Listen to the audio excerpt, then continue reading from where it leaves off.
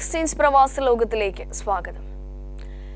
നിങ്ങളുടെ സംസ്കാരത്തെക്കുറിച്ച് എന്നോട് പറയണ്ട. നിങ്ങളുടെ സ്ത്രീകളുടെയും കുട്ടികളുടെയും ജീവിത നിലവാരത്തിൽ നിന്ന് ഞാനത് മനസ്സിലാക്കിക്കൊള്ളാം. പ്രശസ്ത എഴുത്തുകാരൻ വിക്ടർ ഹ്യൂഗോയുടെ വാക്കുകളാണിത്. പ്രവാസ ജീവിതം ഒരു ഒളിച്ചോട്ടമാക്കുന്നവർ പ്രതിഫലിപ്പിക്കുന്നത് നിങ്ങളുടെ സംസ്കാരം കൂടിയാണ്. ഈ ഓർമ്മപ്പെടുത്തലോടുകൂടി എക്സ്ചേഞ്ച് പ്രവാസ ലോകത്തിന്റെ ഇന്നത്തെ അധ്യായം ഇവിടെ ആരംഭിക്കുകയാണ്. എല്ലാ പ്രിയ പ്രേക്ഷകർക്കും സ്വാഗതം. 1997 കാരക്കോണം എല്ലുവിള സ്വദേശി ദേവരാജ് അമ്പിളിയെ വിവാഹം കഴിക്കുന്നത്. 6 വർഷങ്ങൾക്ക് മുൻപ് ഇദ്ദേഹം ജോലി അന്വേഷിച്ച് ഖത്തറിലേക്ക് പോയി. പിന്നീട് ദേവരാജ് മതം മാറി അബ്ദുറഹ്മാൻ എന്ന പേര് സ്വീകരിച്ചതായാണ് കുടുംബാംഗങ്ങൾക്ക് ലഭിച്ച വിവരം. ദേവരാജ് ഇന്ന് ഈ കുടുംബത്തെ ഏകദേശം ഉപേക്ഷിച്ച മട്ടാണ്. ഇന്ന് ആൻസിയും ആനിയും അമ്പിളിയും അനാഥരാണ്.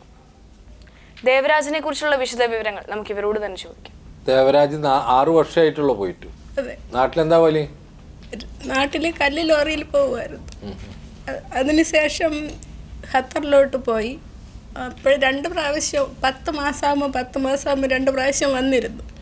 വന്നിട്ട് പറഞ്ഞ് ഞാൻ മുസ്ലിം മതം സ്വീകരിച്ച് അത് പോയാൽ അവിടെ ശമ്പളം കൂടുതൽ കിട്ടും, അതിനുവേണ്ടി ഞാൻ ഇങ്ങനെ ആ മതത്തിലോട്ട് മാറുകയാണെന്ന് പറഞ്ഞ് അങ്ങനെ ആ മതത്തിലോട്ട് ചേർന്നു. ആ മതത്തിലോട്ട് ചേർന്നിട്ട് ഇപ്പം 4 വർഷമായി.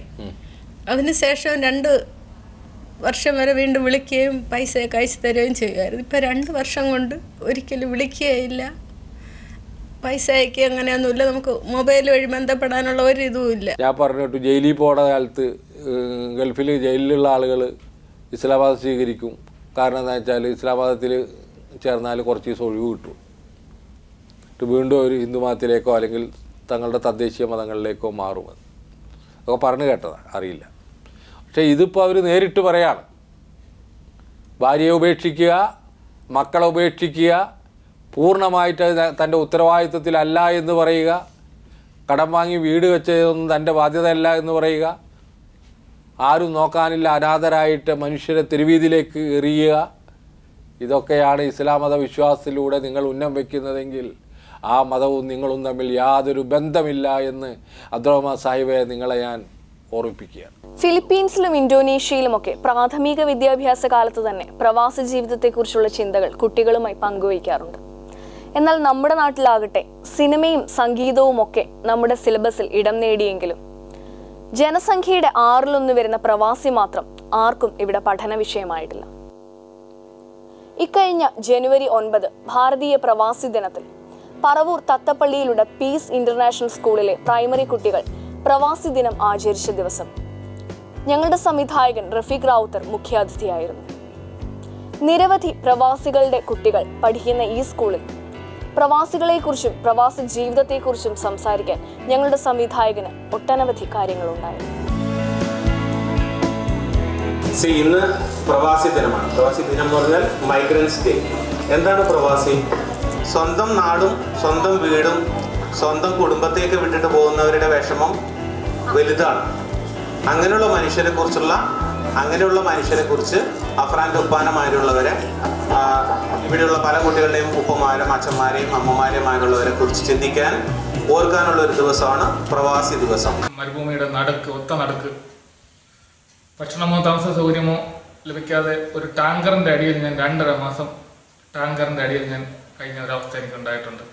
എൻ്റെ കൂടെ പ്രവർത്തകരായിട്ടുണ്ടായിരുന്ന മലയാളികളായിരുന്നില്ല, സുഡാനികളായിരുന്നു. അവരിൽ നിന്നും പല തിക്താനുഭവങ്ങളും ഉണ്ടായി. എനിക്ക് ശാരീരികമായി പീഡനം അനുഭവിക്കേണ്ടി വന്ന ഒരവസ്ഥ വരെ ഉണ്ടായിട്ടുണ്ട്. അതുകൂടാതെ എൻ്റെ കവിയിൽ നിന്ന് തന്നെ എനിക്ക് മാനസികമായിട്ടും ശാരീരികമായിട്ടും വളരെ പീഡനങ്ങൾ ഏറ്റുവാങ്ങി. ഈ സമയത്ത് ഞാൻ നാട്ടിൽ ബന്ധപ്പെടുകയും നാട്ടിലുള്ളവർ, വിദേശകാര്യ മന്ത്രാലയം, കേരള മുഖ്യമന്ത്രി, പ്രവാസി മന്ത്രി, north Roots of India NRS SP എന്നിവർക്ക് പരാതി അയക്കുകയും അവിടെ നിന്നൊന്നും യാതൊരുവിധ സഹകരണവും ഉണ്ടായിരിക്കുകയും NRS SP എന്നെ വിട്ട ആളുമായി അവരുടെ വാക്കുകൾ മാത്രം വിശ്വസിക്കുകയും നമ്മുടെ പരാതി കൈക്കൊള്ളാതിരിക്കുകയും ചെയ്ത അവസ്ഥയിലാണ് ജീവിതം കൈവിട്ട അവസ്ഥയിലാണ് ഞാൻ ഈ കേളി പ്രവർത്തകരുമായി ബന്ധപ്പെടുന്നത്. ശ്രീമാൻ എൻ്റെ സഹോദരത്തുല്യനായ ശ്രീ രാജീവേട്ടൻ്റെ നമ്പർ എനിക്ക് കിട്ടുകയും ഞാൻ അദ്ദേഹവുമായി ബന്ധപ്പെട്ട് ഇങ്ങനെ എൻ്റെ അവസ്ഥ വിവരിക്കുകയും ആ അവസ്ഥ കേട്ട ഉടനെ വളരെ അനുഭാവപൂർവ്വം എന്നെ കാര്യങ്ങൾ കേട്ട് മനസ്സിലാക്കി അതിന് എന്താണ് പോകാൻ കഴിയുമെന്ന് ആലോചിച്ചിട്ട് 2 ദിവസം കഴിഞ്ഞ് എന്നെ വിളിച്ചു പറഞ്ഞു, ഒരു പാസ് സംഘടിപ്പിക്കണമെന്ന് പറഞ്ഞു.